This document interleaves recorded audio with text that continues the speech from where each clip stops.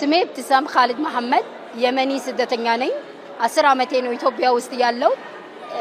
በጣም ደስ ብሎኛል ለሁለተኛ አመቴ ቤተ መንግስት ውስጥ አፍተር ፕሮግራም ተጋብዘን ስለሆነ በጉጉት የጠበቅነው ይሄ አመት ከጠቅላይ ሚኒስትር ጋር በመኖሩ ቤተሰባችን ውስጥ ያለን ስለመሰለም በጣም እንወዳችሁ በጣም ነው እናከብራችሁ አላህ ያክብራችሁ እንዳከበራችሁን በጉጉት የሚጠበቅ በአመት አንድ ወር ስለሆነች ይሄም ደስታ አላሳጣችሁን ስሜ አስማ ሁሳም ይባላል የመጣሁት ከኢራቅ የኢራቅ ስደተኛ ነኝ ዛሬ ጥሪ ተደርጎልን የመጣ ነው እዚህ ቤተ መንግስት ጥሪው ስለተደረገልን በጣም እናመሰግናለን ስፔሻሊ ፕራይም ሚኒስተር ዶክተር አብይ አህመድ ያው እዚህ ያሉት ስደተኛ ሁሉ ስደተኛ መስሎ አይታያቸውም ራሳቸው ልክ የራሳቸው ቤት የመጡ ነው የሚመስላቸው የመኒዎች አሉ ኢራቅ አለ ሶሪያ አለ ሱዳን አለ ሁሉም ደስተኛ ናቸው ስሜ ጀሚል በሰም እኔ ከሱሪያ መጣ እኔ በጣም ደስ ይለኛል ማያቱ ቤቱ ራሱ ሚያምር ነገር ሁሉም እኛ አየሁ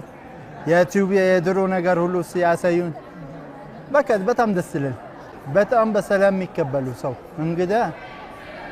የሀበሻ ክብር ለሰው ሌላ ሀገር አላየውም ማለት ሀበሻ ሰው በጣም ያክብራል ውጪ ዜጋ ምናምን በጣም ክብር ያርጋሉ በጣም በቃ እንደ ቤተሰብ አንተ እንደ ውጪ ዜጋ ምናምን ማንም ሰው አይጠይቅም በቃ እንደ ቤተሰብ እንደ ሀገር የምትኖር ነጃት ሁሴን ሐሰን እባላለሁ የኖር ሱዳን ስደተኛ ነኝ ሱዳንም ኢትዮጵያም አንድ ነች አክፋ እዚህ ጋር ቁጭ አረጋችን ለዚህ ያበቃችን ኢትዮጵያ ነች ዜግነት ሰዓት ላይ ሃይማኖት ሰዓት ላይ በአንድነት እየተቀመጥን ያለ ነው ኢትዮጵያ ምድር ላይ ነው